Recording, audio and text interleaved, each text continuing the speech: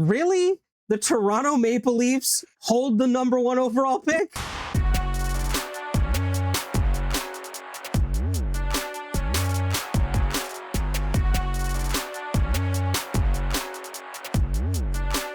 How's it going, everyone? Welcome back to the Pucked Up Podcast. I am Chris, and this week I am joined with the lovely ladies. A bit of old school feel this week. Maul had to work. Right? Y'all, this is a throwback and a half. Damn jobs. Right? This is, It really I is. believe he is doing security for hockey. So I think that's I think that's an acceptable reason to miss work. Yeah. To have to do cool work. Right. Miss one job for a cooler job. Yeah, for real. I guess. We have some good stuff coming for you, as well as our live reactions to the draft lottery that just happened. You guys will hear that a little later. But for now, we do have a trivia question, and it came off the back of the incredible goal scoring that happened in Game 1 between the Avs and the Wild. 15 goals scored in one game. Yeah. So it made me curious. Fucking goals. It made me curious on that is not the record. The record is 18 in one game. Wow. Which is also insane. But it does have me thinking, can anyone tell me what the number is for most goals in a single playoff game by a player is? Oh, by one single player? Yeah, by one player. Good question. Yeah, I'll let you guys simmer on that. Don't Google it, motherfuckers. Don't do it. No Googling. While Chris you're is at in it, your bedroom watching you. You can't Google it. while you're not Googling it, make sure you like and subscribe. Anyway, get that out of the way. D, we have some PWHL stuff happening, including some playoff stuff and some people be needing to chill the fuck out over there. Yeah. My God. Yeah. I'm going to start with the playoff updates because it's very exciting what we've got going on. We are, well, as of time of recording, we are now on our 4th game of the PWHL Championship Series. The first matchup between Boston and Ottawa had Boston come out on top 2-1. The second matchup between Minnesota Frost and the Montreal Victoire landed with Minnesota, unsurprisingly, once again on top. The third matchup, which was between the Ottawa Senators and the Boston Fleet, had Ottawa winning that one, which means that series is tied 1-1. And currently we have Minnesota and Montreal facing each other down again. We have 4:38 remaining in the first, and there is no score just yet. So it's been a really good game over there for the ladies. Hopefully we will see, well, I know Danger's hoping we'll see Minnesota win. I'm kind of hoping for it too, because honestly, a three-peat to start their dynasty in the PWHL would be a pretty sick way to do it. You know what I mean? It'd be like literally who's going to get through them? No one, because they're the only team to ever win a championship. Yep. It's going to have some legend building lore for sure. So we will be following that as we go along through the next couple of weeks as well. If you want, you can watch it a variety of places. Right now, I do believe actually Amazon Prime is streaming the game, which is pretty sick, to be honest with you. There's also, if you're in market, Fox 9 is broadcasting it on live television. Scripps Sport Network is broadcasting it, and then you can always watch it on YouTube as well. So that is our PWHL playoff update. Let's get into some player safety issues. So I will start with the oldest player safety update, which was May 1st. It was announced that following review from the Player Safety Committee, Boston Fleet defender Rylan McKinnon was suspended for 1 game for an incident in Game 1 of the Walter Cup playoffs between Boston and Ottawa Charge. She was assessed a major penalty and a game misconduct for an illegal check to the head on opponent Gabby Hughes at 15:32 of the first period. In their review, the Player Safety Committee determined that McKinnon made no attempt to play the puck when she delivered a high, forceful, and illegal body check that made her opponent's head the main point of contact on play, where such head contact was avoidable. She had previously been fined $500 for her actions in a altercation in March and suspended 1 game for an illegal check to the head in December of 2024 when she was a member of Toronto. So this is her second suspension for a check to the head. Hopefully she starts taking it a little bit more seriously. Our next update, we got a couple things happening here for her. The Player Safety Committee announced that on May 4th, Minnesota Frost forward Britta Curl-Salam had been suspended for 1 game and fined $250 following 2 separate incidents reviewed by the PWHL Player Safety Committee. Both incidents occurred in Game 1 between Minnesota and Montreal. The fine is a result of her actions during an altercation at 4:47 of the second period, where she and opponent Abby Roque were assessed minor penalties for roughing. In the review, the Player Safety Committee determined that she grabbed and pulled Roque's facial protector, sending her opponent to the ice with a degree of violence that warrants supplemental discipline. Hello, Tom Wilson. Yes. Fines collected by the league support girls hockey programming and equipment access initiatives. Yeah, I think she is definitely emulating some boys players. Not just Tom. There's some others that have done that as well. Right. But it's just funnier. The suspension is a result of a major penalty and game misconduct assessed to Curl-Salam for an illegal check to the head of the opponent Caitlin Willoughby at 19:12 of the second period. In their review, the Player Safety Committee determined that she made no attempt to play the puck as she raised her forearm to make direct contact with the head of her opponent, where such contact to the head was avoidable. This is her first suspension of this season. Throughout her 2-year career, she was previously fined $250 for a cross-check and incurred 3 separate 1-game suspensions during the 2024-2025 season for a high sticking on incident in January, an illegal check to the head in March, and an illegal check to the head in the playoffs as well in May 7th. The player's history is considered alongside several determining factors and supplemental discipline. Decisions reviewed by the Player Safety Committee. Pursuant to the rule, a player incurring 2 game misconducts in the physical fouls category during a playoff series shall automatically be suspended from her team's next playoff game. As such, the game misconduct assessed in this incident will remain on Curl-Salam's accumulation record for the duration of the series. So if she does anything else, she will have an additional game suspension added in. She clearly has not learned her lesson, though, because this is her 3rd check to the head in 2 seasons. So she needs to get that shit together. Chill the fuck out, Britta. Chris had sent a clip of it. Relax. Chris had sent a clip of it to our group chat and was like, if she doesn't get suspended for this, I swear to God, because it seriously was just a full-on check to the head. Like, there is no other wording to describe it. It was clear. It was intentional.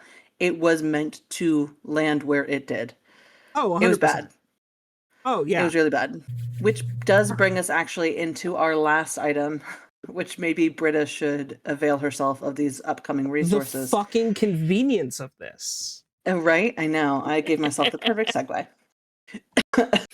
So the PWHL has announced that they are marking Mental Health Awareness Month this May with a league-wide initiative focusing on raising awareness, reducing stigma, and promoting mental well-being.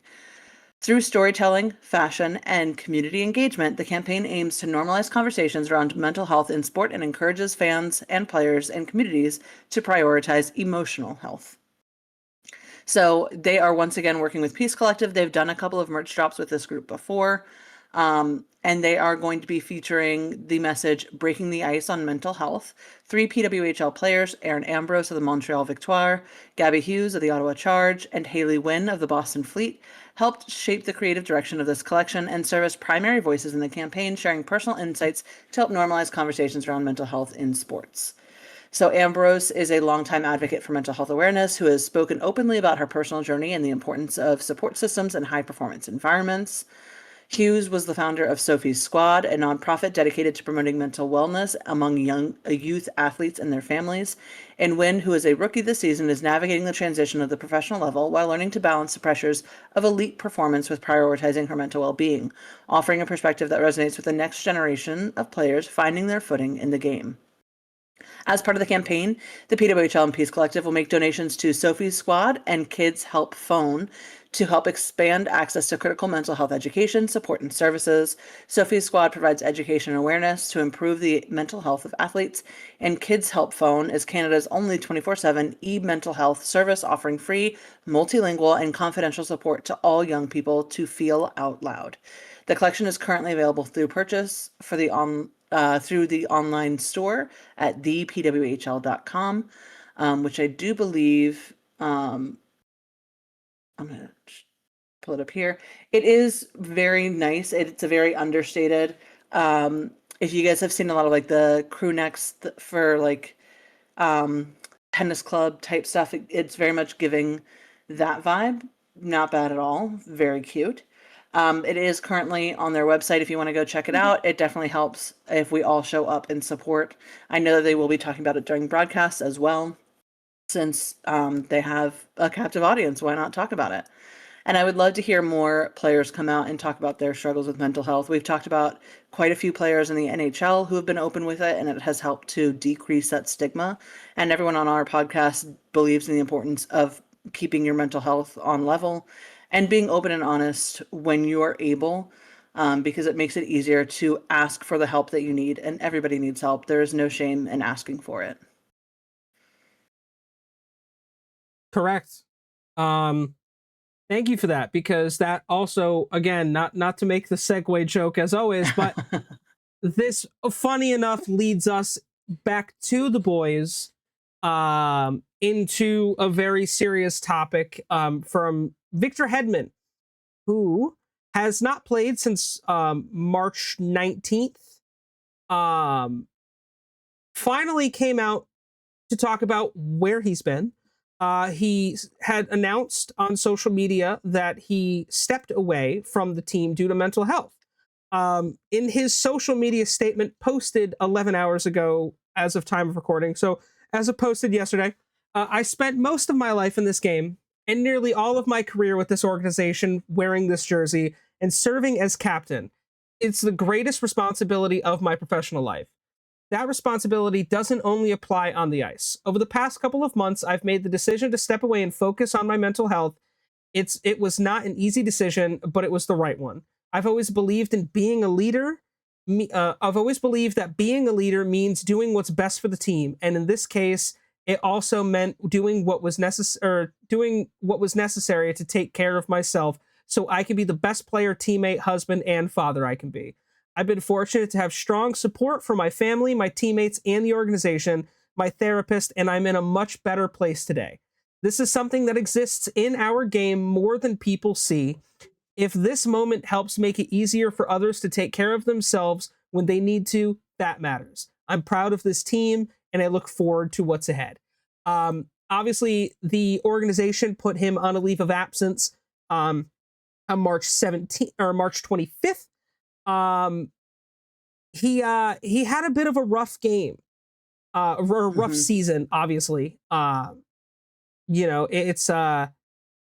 It's hard when you're in that position. And he spoke to the media earlier today and said, obviously, after that first period in Vancouver, that was the final straw. So it's something that's been going on for a long time. I went through ways to get around it, but I wasn't able to do that. So that's where the decision came, that I needed to take some time. Victor, like Dee said, I know I can speak for all of us here when we say, brother, we're happy that you're in a better place, because regardless of the game we all love so much, you as a person is way more important to anybody. Absolutely. With two things between the PWHL and this, we've heard a lot more this season and last season about players stepping away. Do we think we're finally seeing that change that we've been so desperately begging for? Yes and no. So I think we're seeing, real quick, I just think we're seeing that players are feeling more comfortable to talk about it, but I still don't think that we're having the proper supports for them to get on top of their mental health sooner. By all the statements we've seen from players that have decided to step away, they stepped away when they hit a rock bottom, when they hit a point where it was completely untenable. And I would urge them, And I'd urge the league to provide support sooner, and make sure that everyone knows that support is available, and Right. to remove some of the pressure off taking advantage of that support, because sometimes you get to a point where it's never too late to get help. For sure, you can get help at any point in your mental health journey, but there are times that make it harder, right? Like, Right. if you are so deep in your battle, it's a taller hole to climb out of, so to speak. You will recover quicker if you are on top of it sooner. And so I think that the league needs to talk more about that. But I do think that we are hitting critical mass in terms of people being comfortable to come out and speak.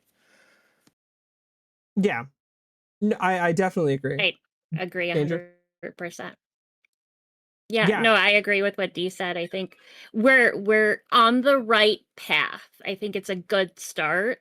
But I agree that, I hope to see them, like Dee said, come to that conclusion faster, before it's a potential life or death situation, or, you're at your breaking point and you just can't go on. Get that help. Getting that help sooner will, it not only give you the tools you can use to process things in the future, but not feel so overwhelmed by it. Mhm. Right. And I feel like this is You know. this feels like the first instance in the last few years that wasn't it, it was it sounds to, at least, and Victor, I don't know if what's going on in your life, man, but Yeah. it sounds like we have found a player who got to that point before the substance abuse aspect actually kicked in. Mhm. Because Yeah, 9 absolutely. times out of 10, we're hearing players are dealing with substance abuses, is any sort of substance abuse, and they're immediately, that's when they're like, man, I guess I just didn't, I didn't realize, and now that I'm in that path, like it again, I can only speculate on that, but it sounds like Victor got there before that was the case. Yeah, a lot of people use substances to self-medicate through mental health issues. Um, Yeah. and some people use Mhm. it for other stuff. It's a Yeah. little fun that spirals out of control. But a lot of it is to help with the mental part of things. And so it doesn't sound like this was at all substance use related from what we have seen and heard. Right. I will say, I hope that from what we've seen, most players are talking about the mental health of it after they've been on the leave of absence for a little while, and that goes back Yeah. into they don't feel like they can talk about it right away because this is their first foray into getting the help they need. And I hope Yeah. that we get to a point where we're Right. seeing more people being like, I'm stepping away from my mental health. And I hope we see, more importantly, fans, you guys listen up to this part, that fans respect that. If Hmm. someone's stepping away because they need to get their head right, let them do that and don't be a fucking dick. It's Correct. not that hard. Correct. Yeah. I mean, I've never And been I think shy over the 4 years. Sorry, I was saying I've never been shy over this 4 years of us doing the podcast of my own substance abuse issues due to my way of dealing with mental health, and I can tell you that it's a slippery fucking slope, and Mhm. it doesn't make it any easier. If anything, it makes the problem fucking worse. Sorry, I didn't mean to cut you off, right. Danger. Sorry. No, no, no. I was just going to touch on too because, I personally am somebody that deals with both, mental health issues and chronic pain issues. Mhm. Right. Them being in a profession where, you get hurt a lot. Um and Yeah. I think that a lot of them maybe are getting into the substance abuse, and this is just an idea, because, they start Mhm. after an injury, and then you get Oh used to the yeah. pain meds, and then you find other things, and then you get that slippery slope That's very as well, common like in Chris said. athletics. That's very common in Yeah, athletics. A yeah. lot of players from like um this 80s, 90s, and I've talked about that. Yeah. And so and it's, if you look at what the pain cycle is, if anybody's curious and you don't know what it is, leave a comment and I will happily share the image of it with you. But, you know, I think that the pain cycle and like the mental health cycle, when you combine the two in people, it can be very explosive. And it's unfortunate that so many people, whether they're players or not, you know, so many people feel like they're trapped in that cycle and they can't get out of it, or they can't go get help. And it's really hard sometimes to go get help. Like after 10 years, I just started therapy again myself. And so like, it's really tough sometimes, but you'll always feel better after starting help. And it doesn't mean that everything, you know, is going to get taken away. Like you can keep some of those coping mechanisms, especially if you deal with pain. But you have to learn how to control learn how to deal with everything together. Yeah. You know. Yeah.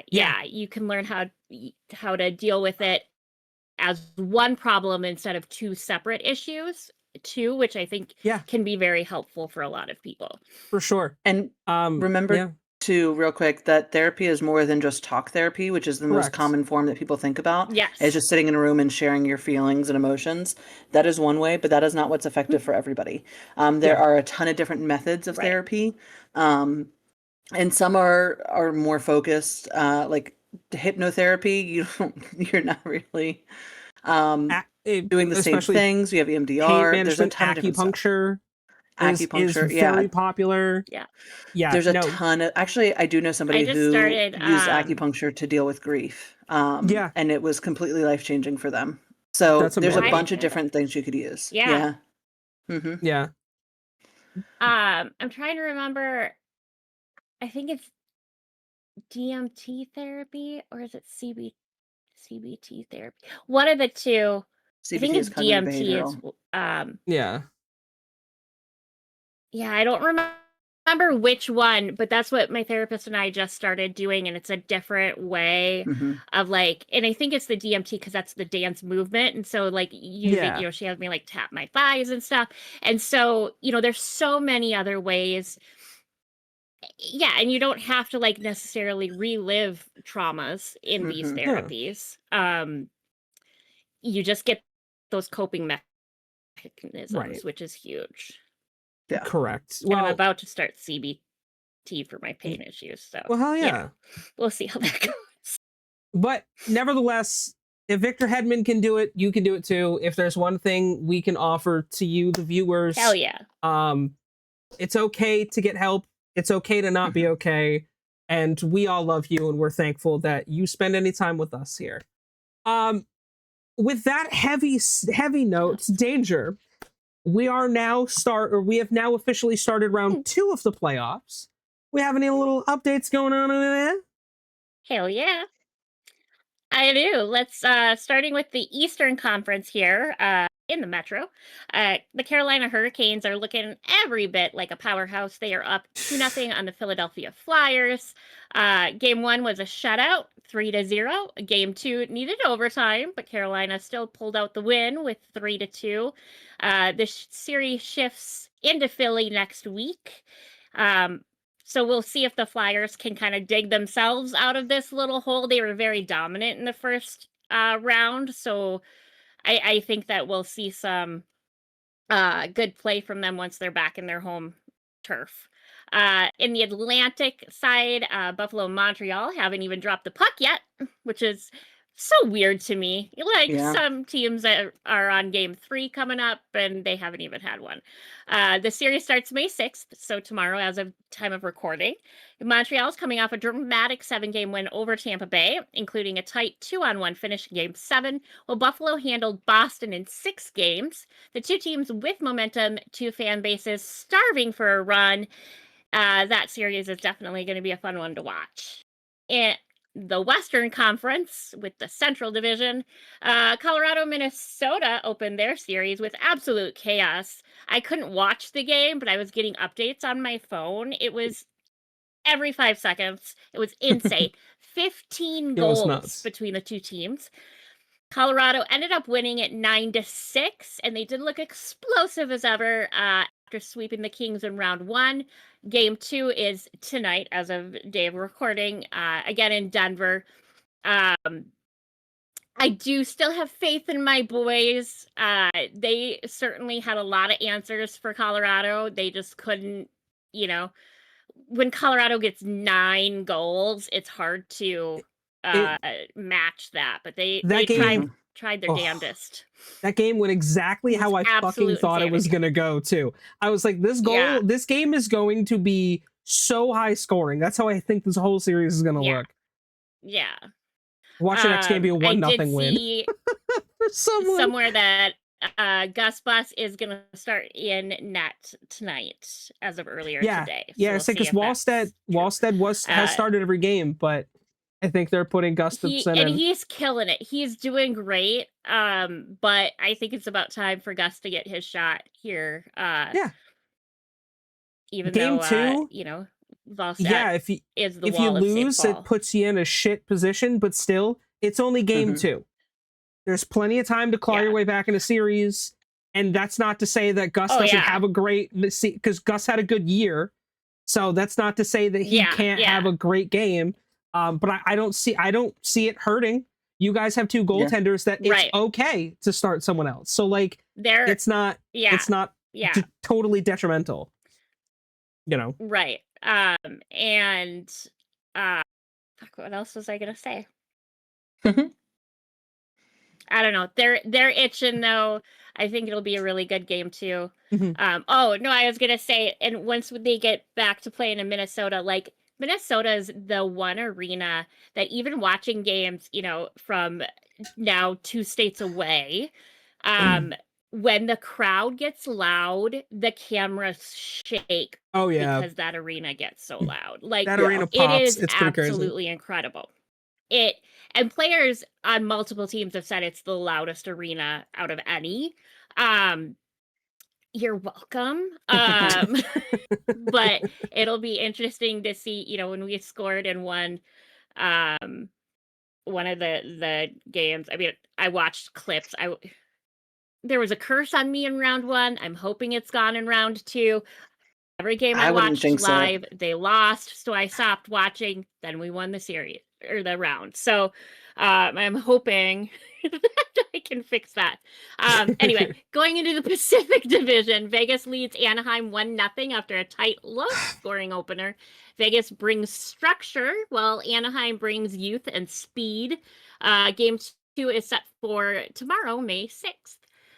So the bracket snapshot is Carolina's up 2-0. Buffalo, Montreal are starting out fresh. Colorado up 1-0. Vegas up 1-0. So 3 favorites are in control. But it's going to be a good round 2, regardless. These are some great matchups. Anaheim looked like utter dog shit game 1. I shut the game off in the middle of the 3rd period. You know what happened? Do you know what happened? I had confidence in them this week on this week's Weekend Whistle, and they lost. So I'm now doubting them. So you gotta keep negging the team, is what I'm hearing. Doubting them. Yep. Gotta keep negging the team, and they'll do well. Yeah. They might make it all the way to the top. Played like the shit. Breaking news: Anaheim likes to be nagged. That's the breaking news. However it's it their works. king. I didn't even wear a Ducks hat today on and we don't kink for the recording. Fucked up. No. Would we be shocked at all to see Carolina sweep Philly? I would be a little bit shocked, to be honest. I mean, you and I talked about it. Yeah. I knew that Philly is going to be physical. They're going to try and at least hurt Carolina's chances of taking home the cup. But that first showing, what was it, 3-0? Yeah, and the second one, Philly forced them into overtime. It was a 3-2 game. So I don't know. I wouldn't be super shocked, but I don't want it to happen. I'll put it that way. How about that? Do we want to make predictions for our conference finals? Ooh. Because I already have mine. So. Well, I already know what yours are going to be. You go for it, Chris. I told mine on the Weekend Whistle. I think your Eastern Conference matchup will be the Buffalo Sabres and the Carolina Hurricanes. And I think your Western Conference matchup will probably be Colorado versus I gotta say Anaheim. I think overall, I think they can beat them.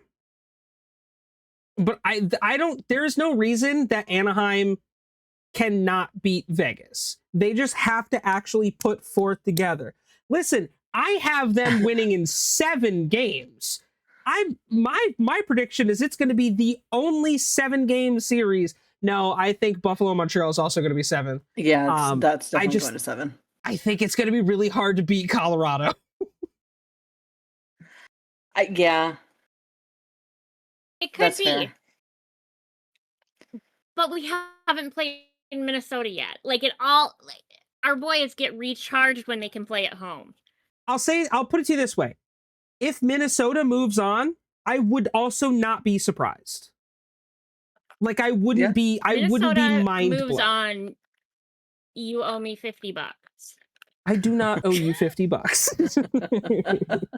$50. I'm surprised though, Chris, that you're saying that Anaheim is going to move forward. I thought we were negging them.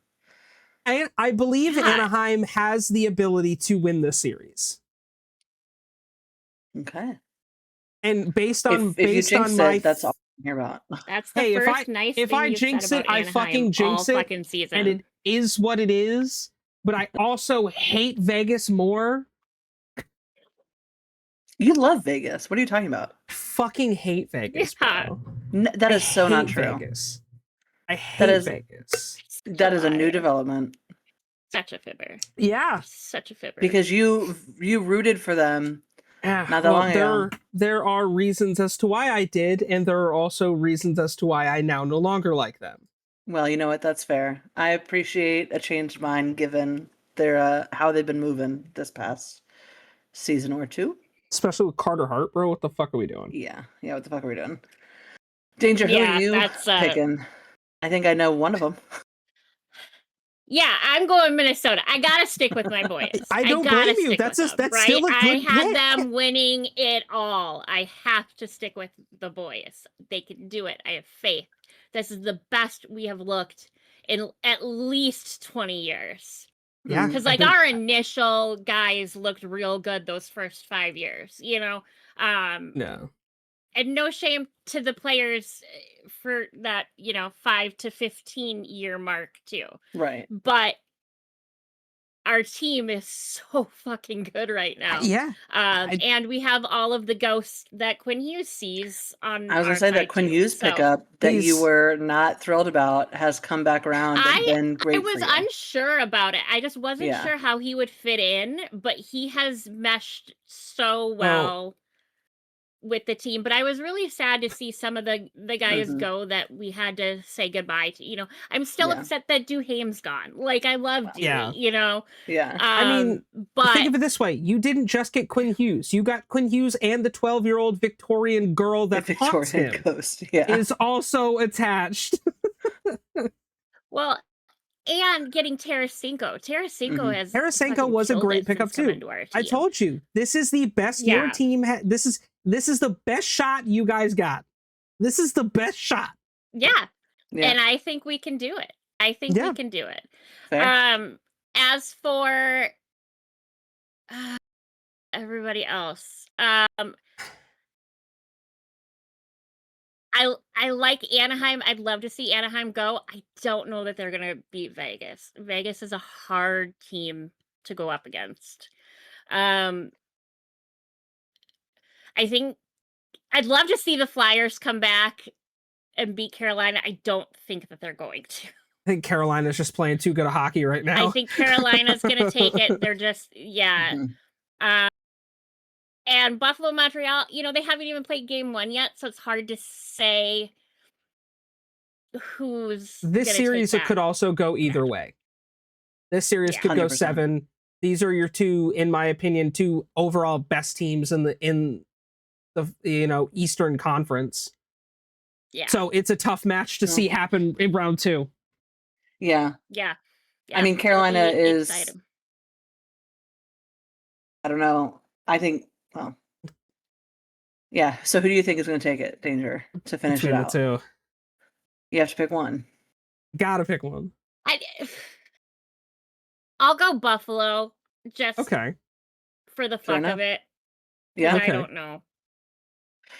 All right, so as I die, choked on air. Well, if I do it on camera, you guys will get way more views. So that's if profit. I'm going to do it, Yeah. should Look do at it you dying for the content. Yeah. All right. So unfortunately, Danger, I do agree with Chris. I think Colorado's going to take it. I think y'all are going to fight hard, though. I think you're going to fight admirably. I think you're going to give them hell. I think it goes 7. It would make more sense to go 7 than not. Yeah. I think it'll go 7.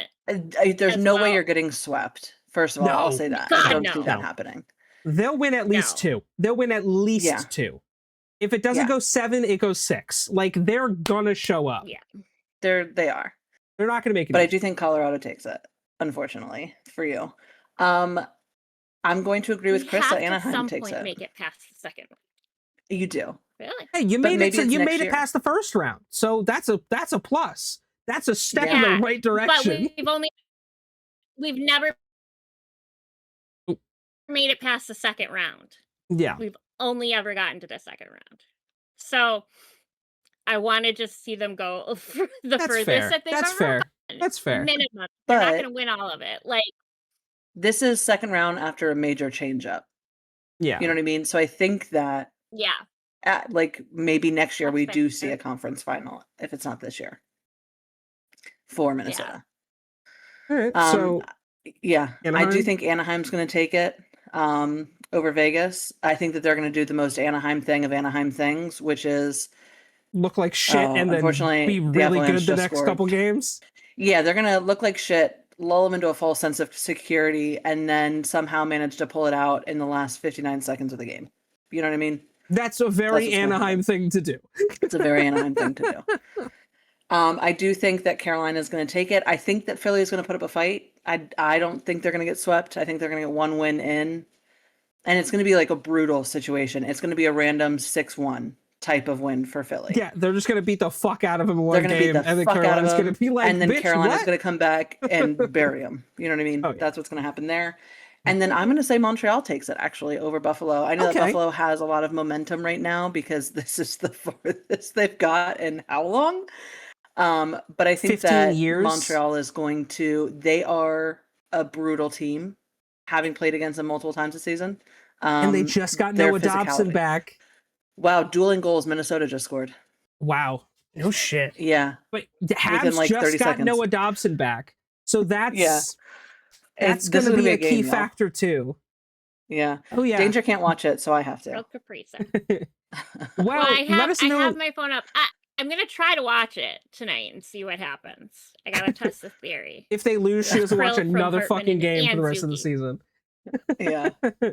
If they lose, and then I'm going to be so mad if I can't watch and they make it further than this, and this curse upon me continues. Dude, imagine how upset you're going to be not watching the Stanley Cup Finals when the Wild are playing. I'm going to be so pissed, right? That would be hard. That would be the toughest thing. So pissed. I've already begged them via Twitter to lift this curse upon me. But the thing is, Danger, I live in a different state now. You have to be willing to make. I'll do it. I'm going to test the theory in the round. But I'll do it if I have to. I just will be very sad about it. Well, let us know in the comments. Yeah, let us know in the comments what your predictions are. I think we're all on the right track. I know Maul agrees with D. His picks were exact. If you want to hear his picks, check out the Weekend Whistle episode from Monday.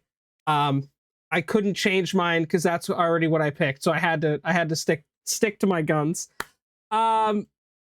Normally, wait, hold on, Chris. I'm pretty sure Maul said that Toronto was gonna be in the conference final on the West and the East and the championship. Else. He's gonna win everything else. Toronto was gonna win something totally different.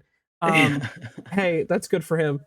Speaking of Maul, normally this is where he does the Offside Opinions segment, but he is not here this week, so we're going to kick it to past us and our live reactions and discussions to the draft lottery. Oh my god! Wait, what does that mean? Wait, I missed it. I wasn't reading. Maple Leafs just Shut won the fuck up. first overall Toronto pick. gets it and Maul isn't you here. shitting Shut the me? fuck up. That is so funny. That is actually so funny. That smile on his face, he knows he's the most hated man in the NHL right now. For sure. Do you want to know what's crazy about this? You know what's crazy about this? Is TSN during the trade deadline did a mock draft lottery. And they had fucking Toronto number 1. No way. No, like, oh my god. Someone call Maul right now. I don't care that he's in the middle of the job. I am so glad that I caught that. Yeah. Okay, nobody cares about that. Let's get on to the second. I want to know who gets the second overall pick. Because it still shouldn't go to fucking Chicago or New York Rangers. Fuck both of those teams. Up the booty hole. Dude, that's crazy. Someone's in the comments of the YouTube going, rigged. That's so funny. Corrupt. I'm not even mad at it. I think they're gonna waste it because Toronto sucks, and even though they just got some new management in there, I think well D, if John Chayka doesn't draft Gavin McKenna, he is fired immediately after the first pick. Instantly. Immediately after the first pick, he's fired. There is no chance he picks anybody but Gavin McKenna. Yeah. And if he doesn't, he is fired immediately. But again, I think let's place bets on whether or not this is a Chicago 2.0 situation with Bedard. Everyone is like, Bedard's going to be the player of a generation. He's so good. We were literally on Bedard watch our first season. And then Chicago drafted him. They do not have the supports needed for a superstar, and they did not develop him the way you would a superstar. And there's definitely talk about him wanting to leave Chicago already. I think there's a very, very different situation here because Toronto has the team in place already. They already have the litany of superstars on that team. There were a lot of other issues this season. But over the past decade, they've been a playoff team. You know, they need an exorcism because there's a curse on that team. Exorcism. I don't know what it is, but they need to do something because yes, they do have talent. They just flop so dramatically every year. Every year, it is the biggest flippity flop. You also got to remember they lost out on 100 points this season because Marner plays for another fucking team. Yeah, because they sucked so much ass last year that he was like, I can't keep doing this. I want a fucking cup. I'm going to leave. How much was he did what we've been asking McDavid to do for the last how many years? How much is it that, or was it the fans that ran him out? Both. It's both. Because Toronto fans are notoriously the worst in the fucking league to their own players. Yeah. To be specific. Without question. They're not that bad to other people. I can think of other franchises that are much worse than the Toronto Maple Leafs in terms of how they treat other people, but how they treat their own fucking players, worst in the league, without question. It's not even a contest. It's not even a contest.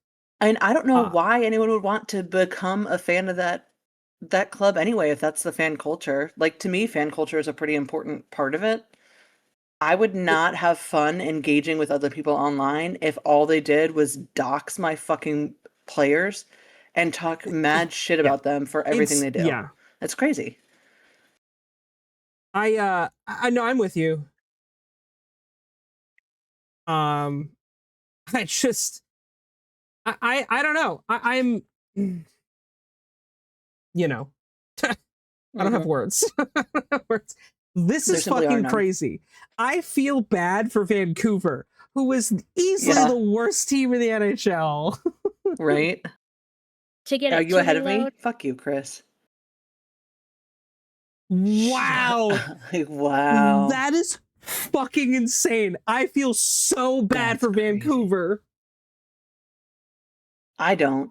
I don't feel bad for them at all. For Vancouver. Dude, San Jose is going crazy. You know what, though? I'm happy for San Jose. I know you don't like them because of the whole, like, they're another California team, and so you have to have an but you know what? inherent rivalry Honestly, there. hockey is good in vibes. California when all three teams are good. And honestly, this is just going to be someone that's going to help out Celebrini, help out Smith. Mhm. There's a lot of good talent there. I don't hate this move.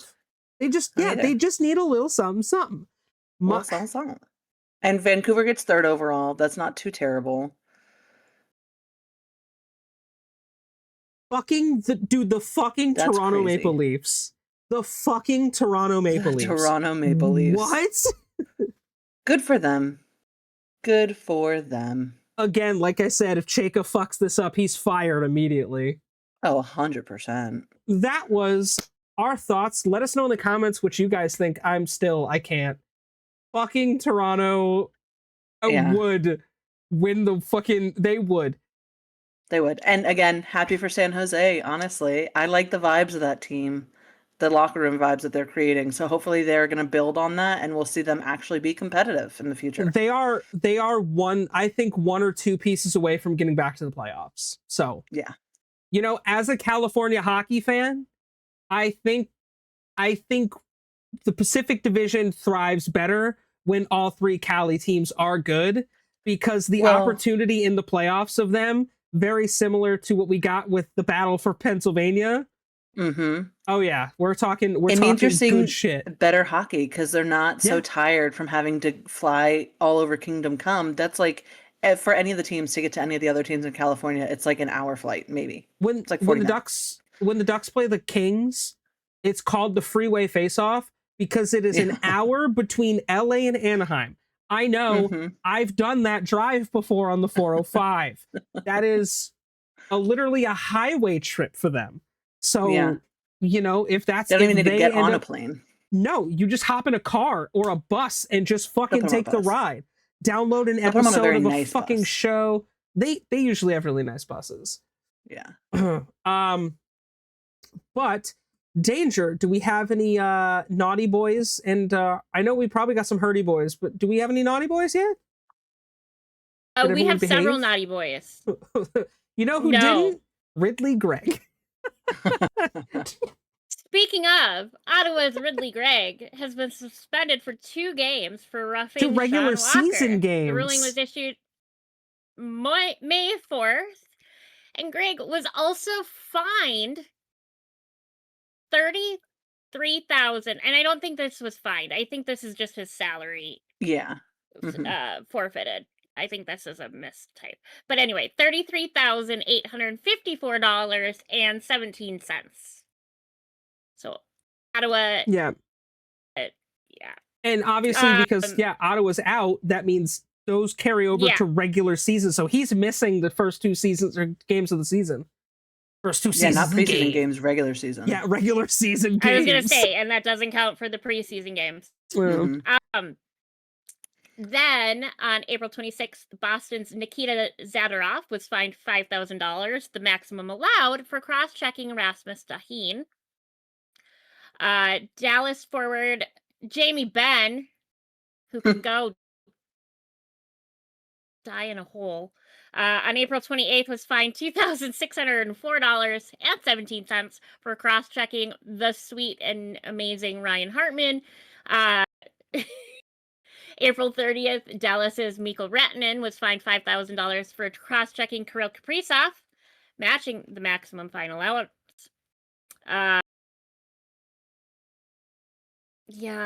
Dallas. I'm so glad we beat Dallas. I'm so glad.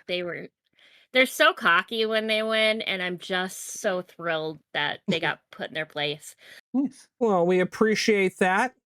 Well, I would say it is time for our obscure NHL Player of the Week.